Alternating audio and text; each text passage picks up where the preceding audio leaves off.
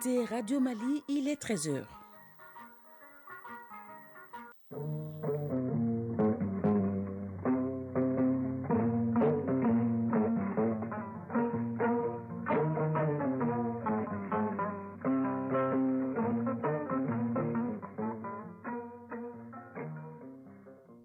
Le journal, Salimata Dao. 500 jeunes entrepreneurs vont participer à la deuxième phase du programme Entrepreneuriat Jeunesse du PNUD. Une compétition vient d'être lancée pour sélectionner les bénéficiaires. Comment organiser le vote des personnes déplacées internes? Les acteurs des partis politiques, les ONG et la société civile réfléchissent sur le sujet. L'initiative est de la Fondation internationale pour les systèmes électoraux, IFES, et le Centre malien pour le dialogue interparti et la démocratie, CEMDID. Cacao, la Côte d'Ivoire et le Ghana lancent un ultimatum aux acheteurs. Ces derniers ont jusqu'au 20 novembre prochain pour respecter le montant des primes destinées aux planteurs. Au-delà de cette date, les deux pays producteurs se disent prêts à ne plus respecter les exigences européennes d'un cacao durable. À l'affiche de la page Sport Football, la Coupe du Monde 2022 démarre dans 10 jours. Une série de dossiers vous sera proposée. Le numéro de ce jeudi est consacré à l'historique de l'événement. L'actualité sur le continent, c'est la Coupe CAF. Match retour du tour de cadrage. Pour le Mali, ça passe pour l'AS Real et le Djolibassi reste à quai. Voilà, c'était le sommaire.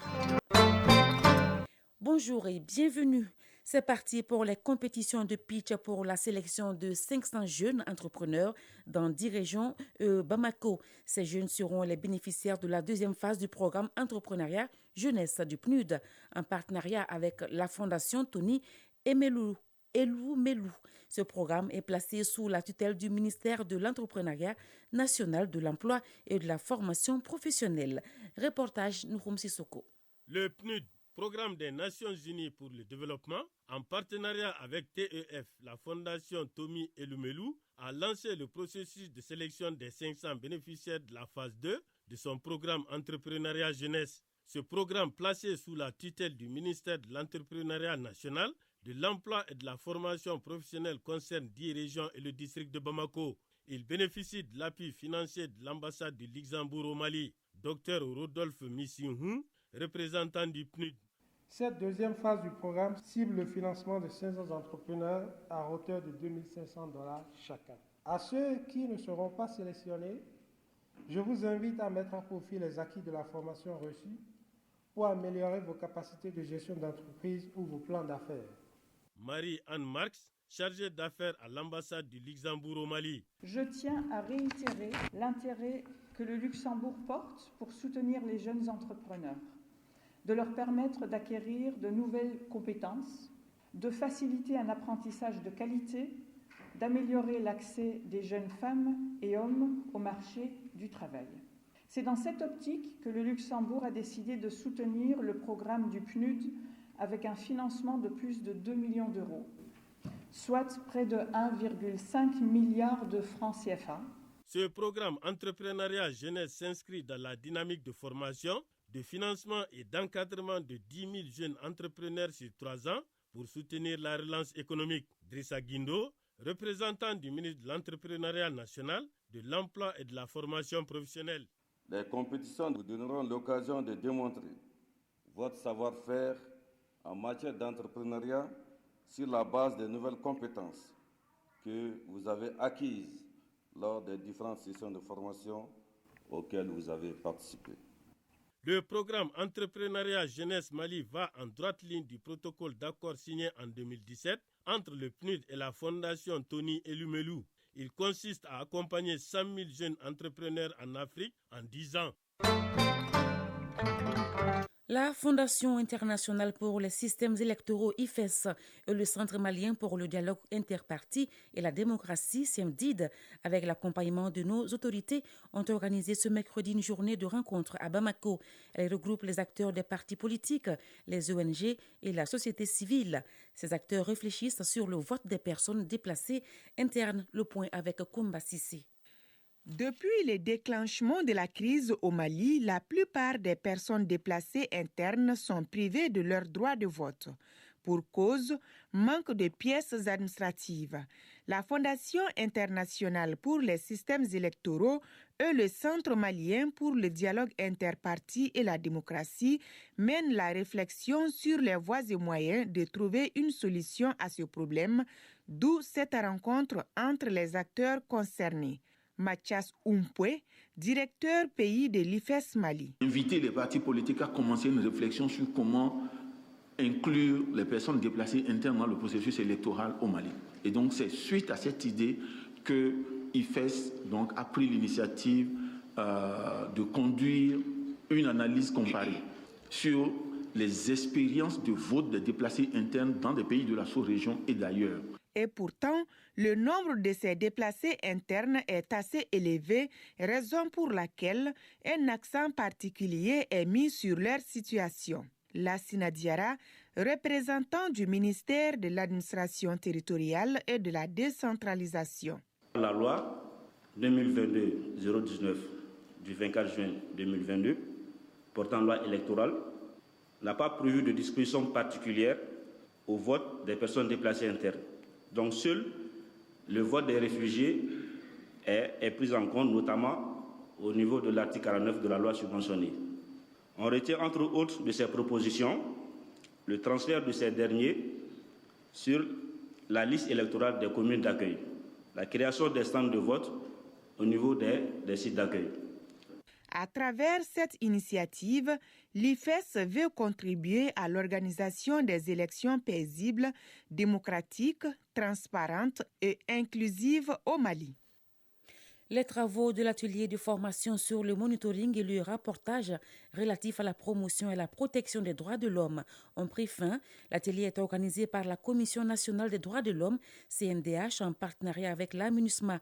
Cette session va permettre aux participants d'améliorer leur façon de rédiger les rapports sur les questions des droits de l'homme. Jules Sambou-Sissoko. Les travaux de l'atelier de 2 jours ont porté sur le monitoring et le rapportage en lien avec la promotion et la protection des droits de l'homme. Il s'agissait de renforcer les capacités des commissaires et le personnel de la CNDH, ainsi que des acteurs des organisations de la société civile. Guillaume Nguepa, directeur de la division des droits de l'homme et de la protection de la MINUSMA. En termes de défis, en termes de meilleures pratiques et aussi des obstacles, nous permet de voir vers où on peut nous acheminer pour améliorer notre manière d'écrire le rapport. Toutes les préoccupations relatives aux droits de l'homme contribuent à la stabilité du Mali, a indiqué le responsable de la division des droits de l'homme de la MINUSMA. La pertinence de cette formation en matière de rapportage et de la surveillance et l'observation en matière de droits de l'homme. Ça donne la possibilité à tout le monde d'avoir la capacité de surveiller des questions qui contribuent à la stabilité du pays. La session de formation, qui a regroupé une trentaine de participants, est une initiative de la Commission nationale des droits de l'homme avec le soutien technique et financier de la MINUSMA. À l'intérieur du pays, la salle de conférence du gouvernorat de Koulikoro vient d'abriter les travaux de l'atelier régional d'appropriation de la stratégie nationale de la réforme du secteur de la sécurité. Les experts feront l'état des lieux de la dite réforme et discuteront des enjeux du secteur. L'objectif est d'amener les populations à cerner le bien fondé de la réforme du secteur de la sécurité au Mali. La centaine de participants est venue des régions de Koulikoro, Dioula et Nara. Le compte-rendu de Boubacar Sissoko. Cet atelier vise l'appropriation de la stratégie nationale de la réforme du secteur de la sécurité et de son plan d'action triennal 2022-2024. La centaine de participants planchent sur l'état des lieux et les enjeux de la dite réforme, entre autres. Cet atelier cherche également, en outre, l'appropriation du document par les populations. Fulgence Genette, représentant de Miss Sahel. L'objectif principal est d'expliquer le bien fondé de la stratégie nationale de la réforme du secteur de sécurité et du plan d'action triennal pour que la sécurité ne soit plus un vain mot. Ces séries d'ateliers entreprises par le commissariat à la réforme du secteur de la sécurité interviennent après l'adoption par le gouvernement le 4 avril dernier de la stratégie nationale de la réforme du secteur de la sécurité. Colonel-major Philippe Sangaré, représentant du commissaire à la réforme du secteur de la sécurité. Le présent atelier servira de cadre d'échange entre les acteurs régionaux sur la mise en œuvre de la stratégie nationale de réforme du secteur de la sécurité et son plan d'action 2022-2024, prend en compte les résolutions 1325 et 2250 du Conseil de sécurité des Nations Unies, avec un accent particulier sur la nécessité de l'implication de tous les acteurs pour une meilleure appropriation du processus de la réforme du secteur de la sécurité en cours. C'est pourquoi le gouverneur de la 2e région ne doute pas un instant de la pertinence de cet atelier dans sa circonscription administrative. À ce titre, il invite l'implication de l'ensemble des acteurs afin que les populations s'approprient la stratégie nationale de la réforme du secteur de la sécurité et de son plan d'action triennal. Colonel Lamini Kapori Sanogo, gouverneur de la région de Koulikoro. La consolidation de l'environnement sécuritaire au Mali par la prévision au niveau régional et communal des comités consultatifs de sécurité, CCS, s'inscrit dans cette dynamique de coproduction de la sécurité à travers le rapprochement des forces de défense et de sécurité des populations, de manière à restaurer la confiance entre elles afin de répondre aux attentes des populations. Outre les participants des différents cercles de la région de Koulikoro, les représentants des régions de Djoila et Nara prennent également part à la rencontre. Koulikoro, Boubacar Sissoko et Salfou Maïga pour l'ORTM. Hors de nos frontières, au Sénégal, le directeur du site d'information privée Dakar Matin a été inculpé hier et placé sous mandat de dépôt à Dakar. Pape Ali Niang est accusé de diffusion de fausses nouvelles et divulgation d'informations de nature à nuire à la défense nationale. Pape Ali Niang est connu au Sénégal pour ses chroniques régulières sur l'actualité. Il avait été arrêté dimanche dernier et placé en garde à vue pour des publications. Les syndicats de la presse au Sénégal avaient réclamé lundi dernier la libération immédiate du journaliste, disant vouloir faire de son cas une cause symbolique dans une période de pression grandissante sur la profession. Mais ces syndicats n'ont pas été entendus puisque Pape Ali Niang a été placé sous mandat de dépôt. Les deux grands pays producteurs du cacao au monde, la Côte d'Ivoire et le Ghana, ont lancé un ultimatum aux acheteurs. Ces derniers ont jusqu'au 20 novembre prochain pour respecter le montant des primes destinées aux planteurs. Au-delà de cette date, les deux pays producteurs se disent prêts à ne plus respecter les exigences européennes d'un cacao durable. Cet ultimatum fait suite à une rencontre il y a une semaine avec les acteurs du secteur à Abidjan, les deux géants qui pèsent pour 60% de la production mondiale du cacao exigent qu'ils s'engagent concrètement à payer la totalité du différentiel de revenus convenable. Au Tchad, l'opposant Succès Masra réclame l'ouverture d'une enquête de la CPI sur les événements du 20 octobre dernier. Le bilan officiel de cette répression sanglante est de 50 morts et plus de 300 blessés. Les organisations de la société civile jugent que le bilan est bien plus lourd. Succès Masra estime que la CPI est compétente pour ouvrir une enquête. Il a également déclaré que cette demande est la suite logique des réactions de la communauté internationale. De leur côté, les autorités tchadiennes ont accepté une mission d'enquête internationale sur les événements du 20 octobre dernier. La Russie ordonne le retrait de ses forces de Kherson. Le ministre russe de la Défense, Sergei Shoigu, a ordonné hier le retrait des forces russes de la région ukrainienne de Kherson. Cette décision intervient après une proposition en ce sens du commandant des opérations russes en Ukraine, le général Sergei Surovikin. Cependant, une partie des troupes russes est maintenue dans la ville.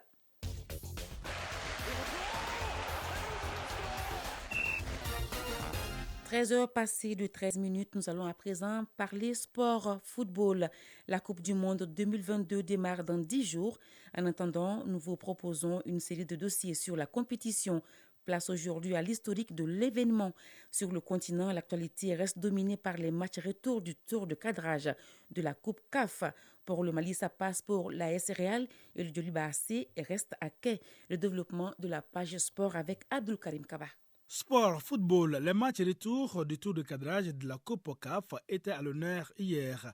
Pour le Mali, ça passe pour l'AS Real de Bamako et le Djoliba SC est resté à quai. D'abord, ici à Bamako, le Real se qualifie pour la phase de groupe grâce à sa victoire 3-1 face au Real Lopar. Les buts du Real ont été marqués par Abdoulaye Mariko, Shekina Diakité et Makan Samabali. Pour le milieu de terrain des Scorpions, Ibrahima Sidibé, ce n'était pas évident. C'était pas évident. Déjà, on avait fait un match nul là-bas et c'était un score piège. Et ici, on vient ici, on prend un but à la 2e minute. Voilà, il fallait réagir. Donc, c'est ce qu'on a fait. Et au bout du compte, on a pu marquer un 2e but et un 3e but. Vraiment, on est très content aujourd'hui. Parce que pour rentrer à la phase de poule de la CAF, ce n'est pas donné chaque année. Donc, on avait l'occasion aujourd'hui. Et je pense qu'on l'a saisi. L'entraîneur Noundiane s'est dit satisfait du résultat. Moi, je suis vraiment satisfait, bien évidemment. Je suis content et je suis satisfait par rapport à tout ce que nous avons fait, tous ensemble. Et puis, on a été efficace parce que sur un match comme ça, un match très très difficile. Ces propos ont été recueillis par Arju Matina. C'est la 2e fois que l'AS Real de Bamako jouera la phase de poule de la Coupe CAF après 2014. L'autre représentant malien, le Djoliba SC en déplacement au Maroc, a été éliminé par 4-0 par l'AS Far de Rabat. À l'aller ici à Bamako, les Maliens et les Marocains avaient fait match nul 0 but partout. En ce qui concerne les autres affiches, le FC Saint-Éloi Lipopo de Lungbashi de notre compatriote Mohamed Magasuba s'est qualifié pour la phase de groupe.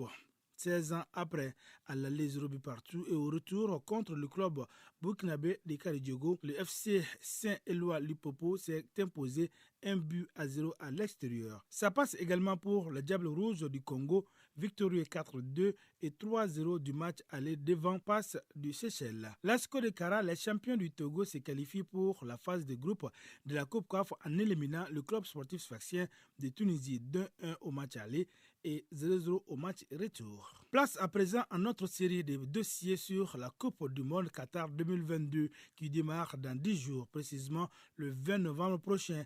La création de la Coupe du Monde de football est le tout premier numéro. Il trouve son origine avec la création de la Fédération internationale de football association FIFA qui regroupait à l'époque 7 pays. Ce n'est qu'en 1930, sous l'impulsion de son président, que la FIFA inaugurera la Coupe du Monde de football. Isaac Tienou nous rappelle quelques grandes lignes de l'histoire de la Coupe du Monde.